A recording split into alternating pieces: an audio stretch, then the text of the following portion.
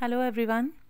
We are reading the chapter number 4 of civics for class 7th, that is growing up as boys and girls. और इस chapter में हम read करने वाले हैं कि बॉयज़ और गर्ल्स को किस तरह का बिहेवियर जो है उनसे एक्सपेक्ट किया जाता है हमारी सोसाइटी में, और क्या क्या चीज़ें हैं जो कहीं ना कहीं हाउस होल्ड वर्क को वैल्यू नहीं करने देती।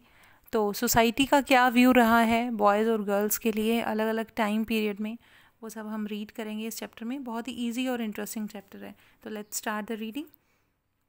बीइंग अ बॉय और a girl is an important part of one's identity. The society we grow up in teaches us what kind of behavior is acceptable for girls and boys, what boys and girls can or cannot do. तो किसी की भी identity का, किसी की भी पहचान अगर हमें करनी है तो सबसे पहले ये बहुत इंपॉर्टेंट बात है कि वो एक बॉय है या गर्ल है। उसके बाद हमारी सोसाइटी ने कुछ नॉर्म्स हमारे लिए सेटअप कर दिए हैं कि बॉयज़ हैं तो इस तरह का बिहेवियर रहेगा और गर्ल्स हैं तो ऐसा बिहेव उनका रहेगा। We often grow up thinking that these things are exactly the same everywhere. और हमें ऐसा ही लगता है जैसा हमारी सोसाइटी में बॉयज़ का बिहेवियर या गर्ल्स का बिहेवियर एक्सपेक्ट किया जाता है वैसा ही दूसरी सोसाइटी भी ऐसा ही मानती होंगी, लेकिन ऐसा नहीं है। But do all societies look up at boys and girls in the same way? We will try and answer this question in this chapter. We will also look at how the different roles assigned to boys and girls prepare them for the future roles as men and women. तो हम इस chapter में देखेंगे कि किस तरह से बचपन से ही बॉयज़ और गर्ल्स को इस तरह का बिहेवियर दिया जाता है कि वो जो हैं बड़े होकर उन्होंने एक मैन और एक वुमेन बनना है, और क्या क्या चीज़ें उनके लिए मैं कहूँगी एक्सपेक्टेबल हैं, क्या क्या हम उनसे एक्सपेक्ट करते हैं। The roles women play and the work they do are usually valued less. औरतें जो घर का काम करती हैं और जो भी वो काम करती हैं या बाहर का भी करती हैं उनको लेस वैल्यू रखा जाता है हमेशा, उनको उतना वैल्यू नहीं किया जाता, उनकी उतनी इम्पोर्टेंस जो है हम नहीं लगा पाते। Then the roles man play in the work they do. लेकिन अगर वही काम अगर मैन करे तो हमें बेचारा लगता है कि हाँ बेचारा घर का काम कर रहे हैं या जो भी है, तो वही काम जो है अगर लेडीज़ करें तो हमें ठीक लगता है। तो कहीं ना कहीं जो फीमेल्स हैं उनके काम को वैल्यू नहीं किया जाता, वो हम इस चैप्टर में रीड करने वाले हैं। This chapter will also examine how inequality between man and women emerge in the area of work. तो जितना भी काम का एरिया है यानी जॉब्स हैं जो, उसमें किस तरह से इनइक्वालिटी है बिटवीन मैन एंड वुमेन। तो फर्स्ट हमारा जो टॉपिक है वो है growing up in Samoa in 1920s. तो समोआ जो है एक आइलैंड है जो कि सदर्न पार्ट में है पैसिफिक ओशन के. तो लेट्स रीड अबाउट दिस कि क्या है वहाँ पर. The Samoa island are the part of a large group of small island in the southern part of the Pacific ocean. Pacific ocean के सदर्न पार्ट में एक आइलैंड है जिसका नाम है समोआ आइलैंड. वहाँ पे ग्रुप ऑफ आइलैंड्स हैं, बहुत सारे आइलैंड हैं, लेकिन हम एक आइलैंड के बारे में पढ़ रहे हैं यहाँ पर. In the 1920s, according to the research report on the Samoan society, children did not go to school. अगर हम 1920 की बात करें तो यहाँ पर बच्चे स्कूल नहीं जाते थे उस समय, और वो घर पे करते क्या थे? They learnt many things such as how to take care of children or do household work from other children and from adults.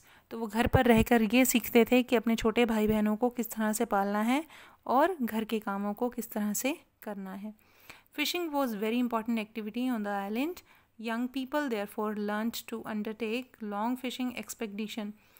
तो फिशिंग जो है मेन यहाँ का ऑक्यूपेशन था, और जो थोड़े यंग हो जाते थे बच्चे वो फिशिंग एक्सपेडिशन पे जाना शुरू कर देते थे.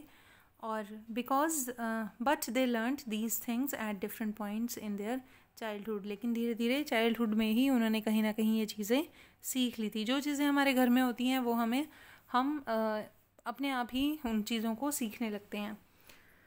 As soon as babies could walk, their mother or other adults no longer look after them. Older children, often as young as 5 years old, took over this responsibility. तो इनके समोआ आइलैंड में जो लोग थे उनके घरों में जब बच्चा चलने लगता था तो पेरेंट्स जो है उसकी ज़िम्मेदारी नहीं लेते थे, यानी वो खुद ही अपने बड़े भाई बहनों के साथ जो है बड़ा होने लगता था. Both boys and girls look after their younger siblings. Boys और गर्ल्स जो थे अपने भाई बहनों की देखभाल करते थे. But by the time boy was about 9 years old, he joined the older boy in the learning outdoor jobs like fishing and planting coconuts. तो जैसे ही लड़का बड़ा होने लगता था, जो मेल्स थे वो बड़े होने लगते थे, तो वो अपने से बड़े उम्र के लड़कों को ज्वाइन करते थे और उनसे फिशिंग सीखते थे और कोकोनट के ट्रीज उगाना सीखते थे. Girls had to continue looking after small children और do errands for adults till they were teenagers. तो वो वही घर के काम करती थी और बच्चों को संभालती थी वहाँ की लड़कियाँ. But once they become teenager, they had much more freedom after the age of 14 or so. Girls also went on fishing trips, worked in the plantation, learned how to weave baskets. तो जब वो लड़कियाँ थोड़ी बड़ी होती थी तब उनको भी आउटडोर एक्टिविटीज़ में जो है पार्टिसिपेट करवाया जाता था या उनको भेजा जाता था आउटडोर एक्टिविटीज़ के लिए. वो भी फ़िशिंग ट्रिप्स पे जाया करती थी और प्लांटेशन में हेल्प किया करती थी, बास्केट भी बनाया करती थी. Where boys were suppose to do most of the work while girls helped with the preparations. तो ज़्यादातर काम जो है वो लड़के करते थे और गर्ल्स जो है प्रिपरेशन करवाने में हेल्प करती थी, उन सब चीज़ों की तैयारियाँ करवाने में. उसके बाद है हम बात करेंगे, ये तो बात थी समोया आइलैंड में किस तरह से बॉयज़ और गर्ल्स की परवरिश हो रही थी उस समय 1920s में. तो अब हम बात करेंगे 1960 की. कहाँ की है ये? मध्य प्रदेश का थोड़ा सा रीड आउट करेंगे कि वहाँ पर क्या सिचुएशन थी. Growing up male in Madhya Pradesh in the 1960s. The following is adapted from the account of experience of being small town in Madhya Pradesh in the 1960s. 1960s की हम बात कर रहे हैं कि मध्य प्रदेश में 1960 में किस तरह का माहौल था. From class 6 onward boys and girls went to separate schools. The girls schools was design by different from boys school. They had a central courtyard where they played in total seclusion. तो girls का जो 6 onwards थे, girls और boys के schools अलग थे पहले तो, और गर्ल्स का स्कूल जो है उसकी कंस्ट्रक्शन, वो उसका जो डिज़ाइन था वो अलग तरह से था. उसमें बीच में प्लेग्राउंड था और आसपास रूम्स थे. और उसके बाद है सेफ्टी फ्रॉम आउटसाइड वर्ल्ड. और गर्ल्स को ये इन चीज़ों का ध्यान रखा जाता था कि बाहर के संसार से इनको सेफ्टी मिले, बाहर की दुनिया के लोग जो हैं उन्हें स्कूल में भी ना देख पाएँ. इस तरह से वो स्कूल बना हुआ था. The boys school had no such courtyard and our playground was just a big space attach to the school. तो बॉयज़ का जो प्लेग्राउंड था वो स्कूल के साथ वाला एक बड़ा सा प्लेस था, बड़ा सा मैदान था. लेकिन गर्ल्स का जो प्लेग्राउंड था वो स्कूल के अंदर ही था और आसपास बिल्डिंग्स थी. Every evening once school was over, boys watched as 100 of school girls crowded the narrow streets. जैसे ही स्कूल की छुट्टी होती थी, शाम होती थी, तो बहुत सारी लड़कियां जो हैं स्कूल से घर जाती थी. As these girls work on steel, they looked so purposeful. This was unlike the boys who used to use the street as a place to stand around idling. तो गर्ल्स जो हैं बहुत ध्यान रखती थी और बॉयज़ की तरह नहीं थी. जो बॉयज़ होते हैं वो अगर स्कूल से छुट्टी हो तो बॉयज़ जो हैं खड़े रहते हैं बहुत देर तक सड़कों पर. तो उस तरह का गर्ल्स का बिहेवियर नहीं होता. Street as a place to stand around idling, to play and to try out tricks with their bicycles. तो जो लड़के होते हैं वो या तो खड़े रहते हैं या खेलते रहते हैं आपस में, या फिर वो ट्रिक्स ट्राई करते हैं अपनी बाइसिकल से, यानी अपनी साइकिल को वो कई तरह की ट्रिक्स करते हैं उनसे स्कूल के ऑफ होने के बाद. For the girls the street was simply place to get straight home. लेकिन लड़कियां ऐसी नहीं थी. लड़कियों का जो एक ही मोटिव था कि अगर ऑफ हो गया तो उन्हें कहाँ जाना है, घर जाना है. The girls always went in groups. और ज़्यादातर लड़कियाँ ग्रुप्स में ही जाती थी, अकेली बहुत कम जाती थी. And perhaps because they are so carried fear of being teased और अटैक्ड. तो कहीं ना कहीं लड़कियों के दिमाग में एक चीज़ चलती है कि कहीं उनके दिमाग में डर होता है कि कोई उनको टीज़ ना करे, कोई उन पे अटैक ना करे किसी तरह का, या कुछ भी बात ना हो जाए इन द वे तो इसीलिए वो ग्रुप में चलना पसंद करती हैं. After reading the two example above, we realizes that there are many different ways of growing up. Often we think that there is only one way in which children grow up. तो हम ऊपर वाले example से देख सकते हैं कि समोया island में कुछ और सिचुएशन थी और मध्य प्रदेश में बिल्कुल टोटल ऑपोजिट था कि वहाँ पर गर्ल्स जो है अलग बिहेवियर कर रही थी, बॉयज़ अलग बिहेव कर रहे थे, स्कूल्स अलग अलग थे, उनको एक जैसा काम करने नहीं दिया जाता था, जबकि समोया आइलैंड में ऐसा नहीं था. Often we think that there is only one way in which children grow up. This is because we are most familiar with our own experiences. If we talk to elder in our family, we will see that their childhoods are probably very different from ours. तो अगर हम अपने बुज़ुर्गों से बात करें तो हमें शायद पता चले कि उनका जो बचपन है वो हमसे काफ़ी अलग था. We also realize that the societies make clear distinction between boys and girls. This begins from a very young age. We are, for example, given different toys to play with. Boys are usually given cars to play with and girls dolls. तो हमने शुरू से ही discrimination खुद ही किया हुआ है. क्यों discrimination किया हुआ है? क्योंकि हम उनको बचपन से ही अलग अलग खिलौने दे रहे हैं खेलने के लिए, उनके साथ बिहेवियर अलग कर रहे हैं. तो उससे क्या होगा, उनके मन में जो है कहीं ना कहीं एक भावना आएगी कि हम अलग हैं, we are different from each other. तो हम खुद ही बचपन से ही ये जो चीज़ हैं उनके अंदर इनकलकेट कर रहे हैं. हम बॉयज़ को जो खिलौने देते हैं वो बिल्कुल अलग हैं, और जो गर्ल्स को हम खेल देते हैं या खिलौने देते हैं वो अलग हैं. तो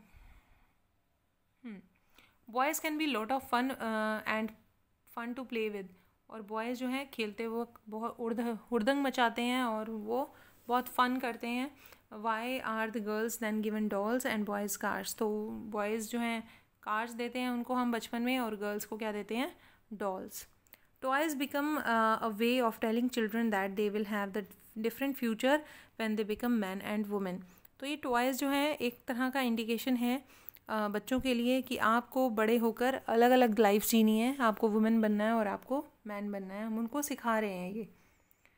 if we think about this difference is created in the smallest and most everyday things. तो हम छोटी छोटी सी चीज़ों में उनको ये बता रहे हैं कि आप जो है आप दोनों की लाइफ अलग अलग होने वाली है, मेल्स की अलग और फीमेल्स की अलग. How girls need to talk softly and boys need to be tough. और हम क्या दिखाते हैं उनको, उनकी एक तो ड्रेसेस अलग अलग होती हैं, उनकी गेम्स अलग अलग होती हैं, और उनका जो टॉकिंग का वे होता है. हम एक्सपेक्ट करते हैं कि गर्ल्स जो हैं वो सॉफ्टली बोलें, वो आराम से बोलें, और बॉयज़ जो हैं वो टफ़ हों ज़्यादा.